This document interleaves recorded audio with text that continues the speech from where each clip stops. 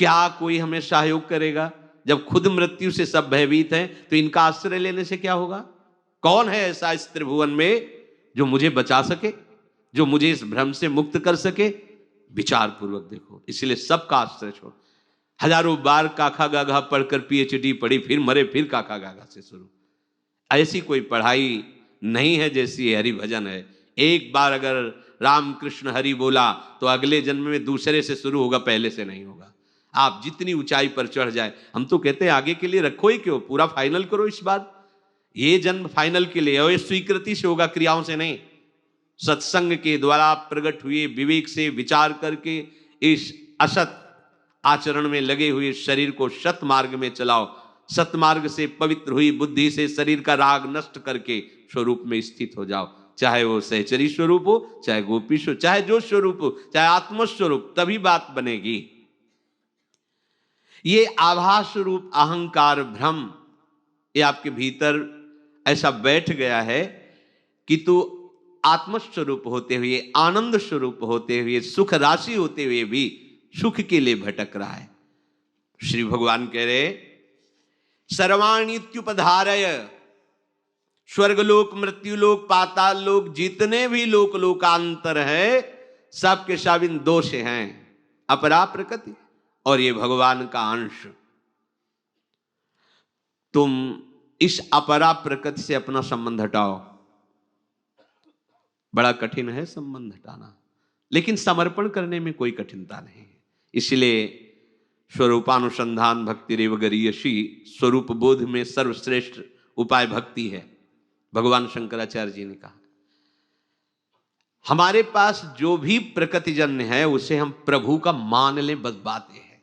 देखो, जैसे जब हम वैराग्य की बात सुनते हैं तो हमारे सामने एक वैराग्य का रूप आता है, फटे पुराने कपड़े, या दिगंबर, या किसी झोपड़ी में रहने वाला एक लौकी का कमंडल, या ऐसा ऐसा। ये बाह्य बात है, ये वैराग्य की बाह्य भूमिका है। इसका कोई आंतरिक फर्क नहीं पड़ने वाला। ध्यान देना, जहां से हमारी स्वीकृति वहां इस पे कोई फर्क पड़ने वाला। मैं त्यागी जीवन हो गया, रुपया नहीं छुआ।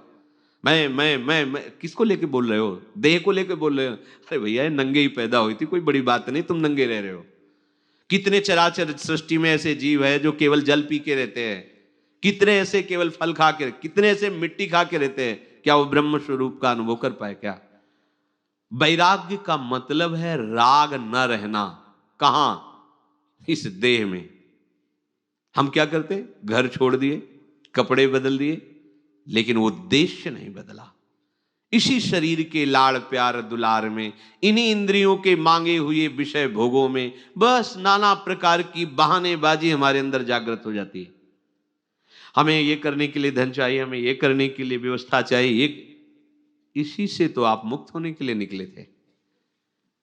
अपने को कुछ नहीं करना, अपनी कोई मांग नहीं है, अपने तो केवल प्रभु और उन्हीं के चिंतन में तन्मय। अब वो जो करावे, जैसी स्थिति में रखे, आपकी इच्छा नहीं होनी, आपका संकल्प नहीं होना चाहिए। हम क्या करते हैं कि बाहरी प्रदर्शन को हम वैराग्य मान लेते हैं। तन छाड़े मन गई रहे, दोनों ही दुख होए, बात बनेगी नहीं। तो क्या बाहरी वैराग्य सपोर्ट में नहीं है? क्या है, पर उसका फल उत्पन्न होना चाहिए, आंतरिक वैराग्य। किसी भी भोग की तुम्हें आवश्यकता नहीं है प्यारे, समझ लो। ये आप भ्रमित होकर मन और इंद्रियों में तदात्म करके इंद्रियजन्य भ्रमात्मक भोगों को स्वीकार कर रहे हैं, इसलिए आपकी दुर्गति हो रही है। आप खुद सुख राशि हैं, आनंद समुद्र हैं। पानी में मीन प्यासी, में सुन सुनी आवे हांसी। आप आनंद सिंधु के बीच में वास कर रहे हो, आप दुखी हो रहे हैं। कारण ये देह है। अब ये ऐसा फसाव है कि आपकी स्वीकृति का फसाव है, इसलिए कोई आशीर्वाद, कोई जादू, कोई चमत्कार इसमें जितने चमत्कार सब प्रकृति के अंतर्गत हैं। इसलिए हमारी श्रद्धा परमात्मा के चरणों में होने चाहिए, प्रकृति के चमत्कार में नहीं। कितना बड़ा चमत्कार उसका है, क्या चमत्कार देखो ना। आप एक मिट्टी का डेला डालो, 1 मिनट में जल में घुल के खत्म हो जाएगा। पूरी पृथ्वी जल के ऊपर तैर रही है, जल के ऊपर। ये कितना चमत्कार है। तुम भजन करके क्या चमत्कार दिखा सकते हो? प्रकृति के कुछ हिस्से में, एक कोने में जरा सा कोई परिवर्तन करके दिखाओ। प्रकृति का परिवर्तन करके दिखाओ, कुछ नहीं, कुछ नहीं। ये भ्रम जो हमें कुछ तपस्या और भजन साधन से दिव्यता की तरफ बढ़ने का अवसर मिलता है, हम लोग यही खर्चा कर देते हैं। हमारी बात सिद्ध हो जाए, 4 लोगों की कामनाएं पूर्ण हो जाएं, वाह वाह वाह। कहाँ हो कहाँ? आपका लक्ष्य क्या था? पूरा का पूरा स्वप्न त्याग करने का था, जगने का था। ये स्वप्न है जगत एक। उमा कहूं मैं अनुभव अपना, सत हरि भजन जगत सब सपना। जैसे सपने में एक मन के सिवा दूसरी कोई वस्तु व्यक्ति स्थान नहीं होता, पर वही मन रच देता है पूरा संसार। कभी रजोगुणी स्वप्न, कभी तमोगुणी, कभी सतोगुणी। एक मन होता, कोई दूसरा नहीं। ऐसे ही एक आप है, केवल आप। अब आपको जिसमें लेना चाहो ले लो, भक्ति में, ज्ञान में, बहरा। एक केवल आप हैं। उसी आप ने अपने आप को फैलाकर सारा जगत रूप कर दिया। मुक्त होना चाहते हो तो समेट लो। समिटे सुवासिक फैले सो जमाना। कोई चमत्कार नहीं। सबसे बड़ा चमत्कार है आप अपने को जान गए कि नहीं जान गए। जान गए तो चमत्कार हो गया, नहीं जान गए तो देह भाव से विचरण करने वाला कोई चमत्कार नहीं होता। भगवान कह रहे हैं आपने इस प्रकृति को अपना मान लिया है, इसी के संग से तुम्हारा जन्म मरण हो रहा है, दुख भोग रहे हो। पीछे अर्जुन जी से कहा था मैं तुम्हें सम्यक ज्ञान का वर्णन करके बताऊंगा, क्योंकि भगवान ही ज्ञान समुद्र है। कहां फंसे हैं हम? इसी देह को लेकर के। कितना बड़ा जंजाल है। जब लोगों से बात करते हैं तब दिखाई देता है कि बिना आधार के समुद्र में फेंक दिए गए। कोई मतलब नहीं है, न मुमुक्षुता है, न भजन है, न भगवत ज्ञान, न भक्ति, न बस केवल केवल इंद्रिय विलासिता। गजब हो गया। कैसी भगवान की प्रचंड माया है। रोज का रोज आयु नष्ट होती जा रही, शरीर जाएगा और ये दूसरी योनि में जाएगा, इसको कोई चिंता नहीं नजर आ रही। ये अपनी श्वास रूपी धरोहर ऐसे व्यर्थ में खर्चा कर रहा है। बड़ा विचित्र भगवान का एक खेल। समझ जाओ, आप लोग तो बड़े भाग्यशाली हैं। देखो ये सत्संग जानते हो क्या है? ये तुम्हें जहर रहित कर रहा है। रोज सत्संग, ये रोज मन को चाटे लग रहे हैं। अगर आप सावधान होकर एकाग्रता पूर्वक सुनेंगे तो इसका फल सीधे भगवत प्राप्ति, सीधे भगवत प्राप्ति। आप एकांतिक साधन करने वाला और सत्संग सुनने वाला दोनों को आप तो अंतर दिखाई देगा। एक में सद्गुणों की भीड़ होगी और एक में अहम का स्फुरण होगा। जो अहम निंदा स्तुति में परिवर्तित हो जाएगा और एक गंभीर शांत और समस्त बचाव पक्ष से युक्त होगा, अपने भजन के बचाव पक्ष से युक्त होगा। भगवान कह रहे हैं तुम इसमें फंस गए हो। देखो, भोजन पाना प्राणों का पोषण करना है। इसको जिस समय जो पाना है वही पाना है। अगर थाल सामने आ गई हो, आप बिल्कुल कवल तोड़ने वाले हैं और उसको अंदर नहीं जाना, ऐसी परिस्थिति आ जाएगी कि ऐसे छोड़ दोगे, भाग पड़ोगे। वो अगर भोग आपको मिलना है तो आप आंख मूंद के ऐसे बैठ जाओ और जिस घड़ी में आपके मुख से पेट में जाना है वो दूसरा खवा देगा, जबरदस्ती खवा देगा। आप विधान को नहीं जानते हो, इसलिए हाय हाय करके मारे घूम रहे हो।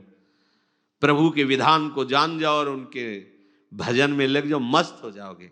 ये सबको लगता है कि बिना किए कुछ मिल जाएगा। हाँ, पूरी सृष्टि तुमने की है ना, बिना किए ये सब रच गया है। कितने मिनट लगे हैं? इसे कहते हैं निमेष। ये निमिष मात्र में अनंत ब्रह्मांडों का सृजन।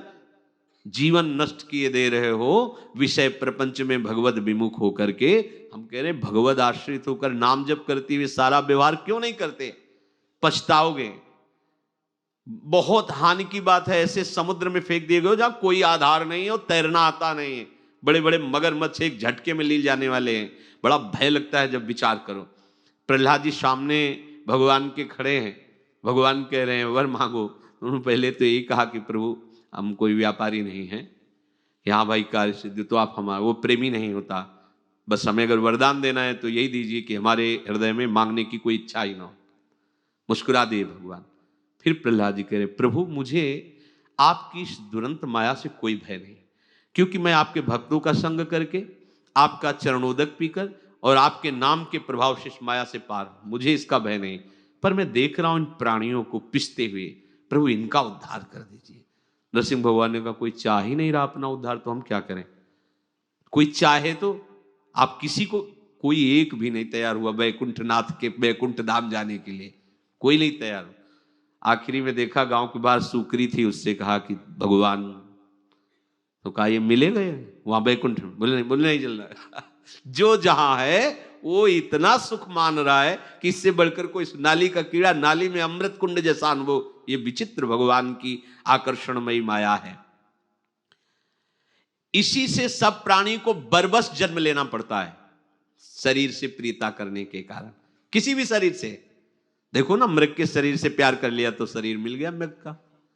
हे, इसीलिए ना काहू से दोस्ती और ना काहू से बैर, क्योंकि कोई है ही नहीं, एक प्रभु है, बस इसी भाव में रहो। अहम कृष्णस्य जगतः प्रभवः प्रलयस्तथा। सारे जगत में जितनी भी चैतन्यता है भगवान कह रहे मेरे से है। देखो कैसे भजन अनन्य होता है, जहां कहीं तुम्हें चैतन्यता, अरे प्रभु ये ना, ये वृक्ष बहुत सुंदर कोमल कोमल पत्ते पुष्पों से पल्लवित, भगवान है ना इसके अंदर, इसीलिए ऐसा। ये आदमी बड़ा सुंदर है, बड़ा बुद्धिमान, बड़ा भगवान है ना अंदर, इसलिए भगवान अंतर ध्यान हो जाए तो अब ये 2 कौड़ी हो जाए, बेकार जीवन हो। सब जगह यही अनन्य भजन करने के लिए बात पकड़ो। केवल माला चलाना अनन्य भजन नहीं है। आप माला चला रहे हैं, अंदर से देह भाव है, कर्ता भोक्ता भाव है, राग द्वेष कर रहे हो, तो भजन करना कठिन, करके बचाना कठिन, बचा के पचाना कठिन। जिसका पच जाता है वही सिद्ध होता है। हम राग द्वेष में भजन खोते रहते हैं। ये पकड़ो बात, मेरे प्रभु का ही सब कुछ विलास, जहां कुछ दिखाई दे रहा चैतन्य, चीटी चल रही मेरे प्रभु की पावर से, प्रभु है इसलिए चल रही है। प्रभु अंतर ध्यान हो जाओ, खत्म हो जाएगी। हे अर्जुन, मात्र संपूर्ण जगत में मैं ही स्फुरित हो रहा हूं। पकड़ो बात, पकड़ो। भगवान कह रहे मैं तुम्हें सम्यक ज्ञान प्रदान करूंगा। आपको नहीं दिखाई दे रहा तो मानने में क्या जाता है, गुरुजनों की बात मानी जाती है। सबके गुरुओं के गुरु भगवान कह रहे मैं ही सब रूप, मानो ना। जो गुरु निष्ठा वाले होते हैं उनके लिए भी कहा गया खंड मंडलाकारम व्याप्तमेन चराचरम। अपने गुरुदेव को देखो, कोई भी वस्तु व्यक्ति स्थान खाली नहीं जाना चाहिए, सब में अपने गुरुदेव को देखो। अखंड मंडलाकारम व्याप्तमेन चराचरम तत्पदम दर्शितम मेन तस्मई श्री गुरुवे नमः। इसलिए प्रभु कहते हैं कि ये सारा संसार मैं ही बन करके खेल रहा हूं। ये पकड़ो, प्रभवः, मेरे से ही प्रकट, अर्थात मैं ही इन सब रूपों में हूं। ये साधन की परिपक्वता मानी जाती है। ये प्रेम रस तो इसके ऊपर है, वासुदेवाश्वरम स्थिति के ऊपर प्रेम रस वृंदावन का है। ये साधन की परिपक्वता है। जब तक ये स्थिति नहीं आएगी तब तक आप देह भाव में ही विचर रहे हैं।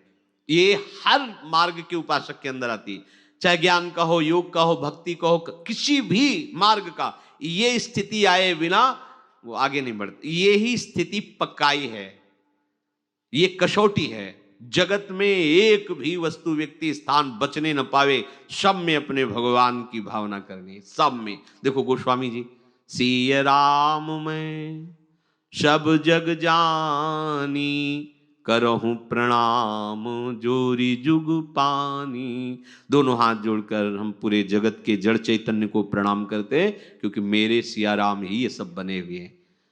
बस ये अनुभूति के बिना सब साधना थोथी हो जाती है। प्रभु कह रहे हैं मैं ही सब रूपों में स्फुरित हो रहा हूं।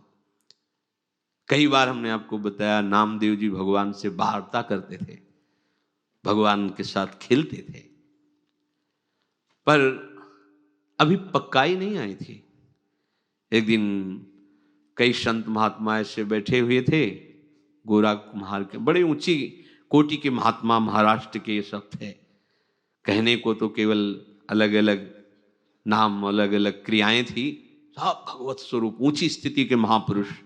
चोखा मेला जी, गोरा कुम्हार जी से बड़े बड़े संत, एक से एक महापुरुष हुए हैं। एकनाथ जी, ज्ञानदेव जी। महाराष्ट्र तो भगवत प्रेमी महात्माओं की बड़ी पावन भूमि है। तो एक दिन खेल खेल में जो मटकी थापी जाती है, वो चाटी लेकर ऐसे, जनाबाई नाम, क्या नाम उनका, मुक्ताबाई जी ऐसे, तो संत मुस्कुरा देते हैं। तो गोरा कुमार जी ने कहा क्या कर रहे हो?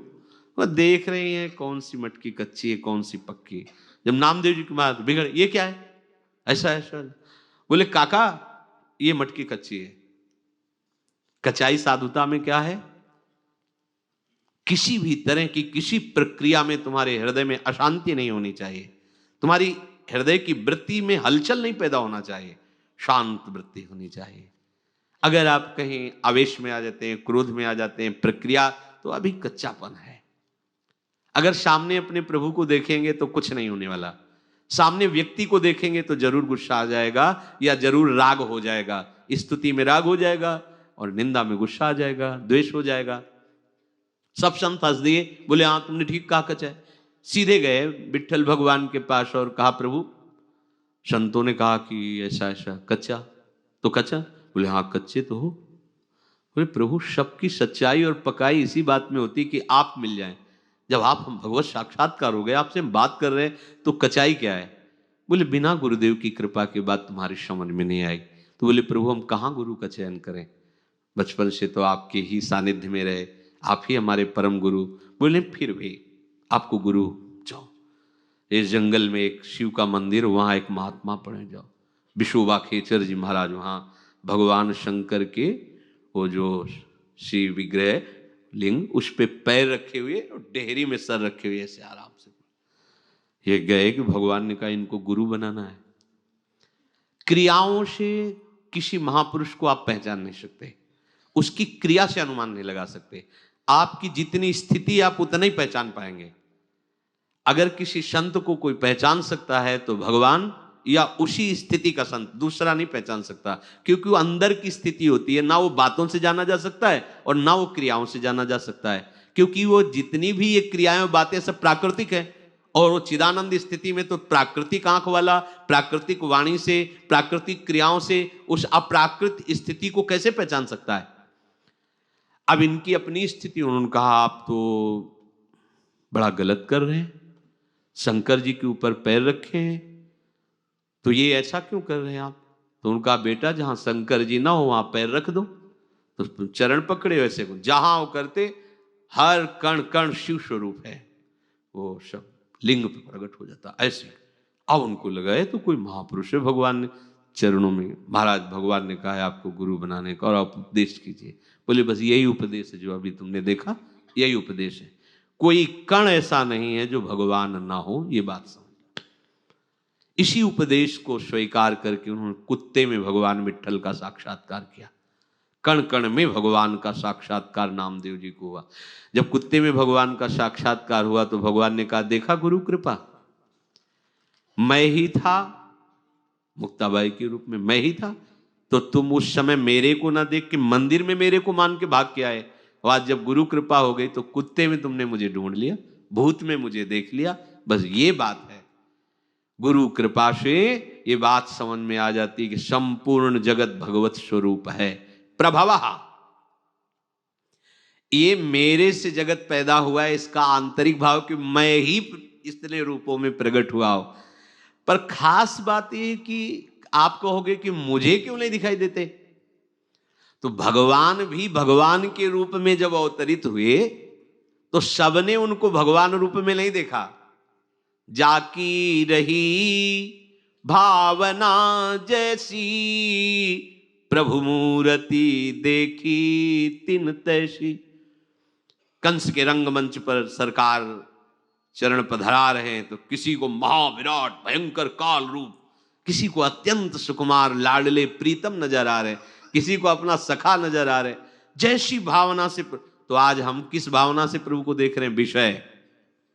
तो प्रभु विषय रूप में है, बहुत प्यार करते हैं, तो हम जो चाह करते हैं प्रभु वही। सच्ची मानिए आपके पास जितने संबंधी हैं ये वही बने हुए हैं, दूसरा कोई नहीं बना हुआ।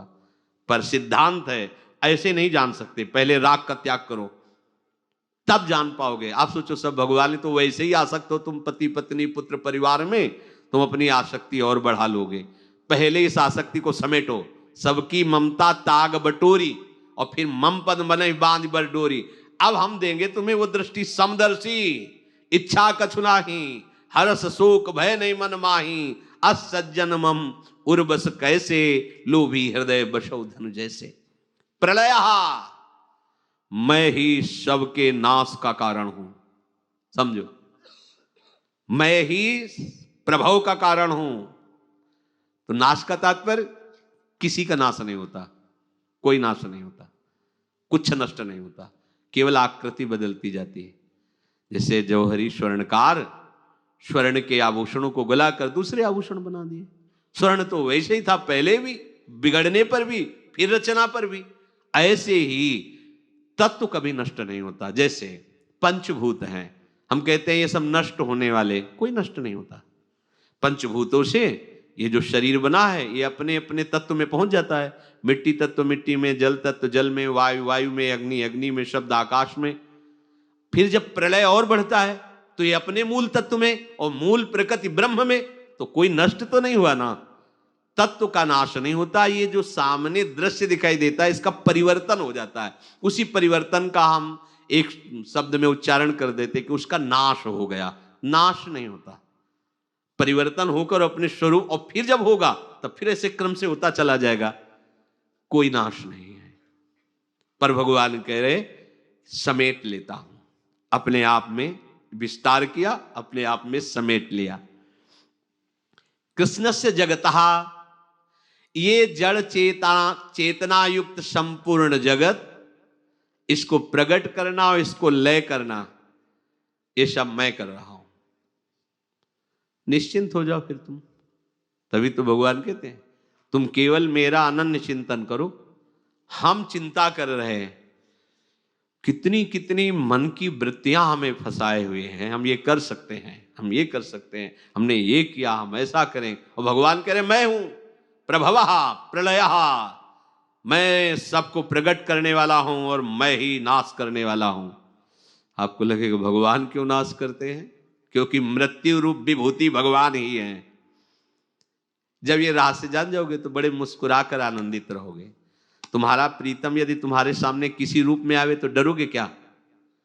नरसिंह भगवान से सब डर रहे थे, प्रहलाद जी को कोई डर नहीं था, समीप खड़े थे। हमारा प्रीतम जब मृत्यु रूप में आता है और जिसने जीवन भर उनका स्मरण किया है, जब पहचान ले अच्छा प्रभु मृत्यु रूप में आयो, आओ आलिंगन करो मृत्यु रूप से, वो महामहोत्सव आनंदित होकर प्रभुमय हो जाता है। कुछ भय नहीं, केवल समझ लो, केवल समझ लो प्रभु के सिवा कुछ है। वही काल, वही महाकाल, वही मृत्यु, वही सृजन, वही पालन, वही संहार।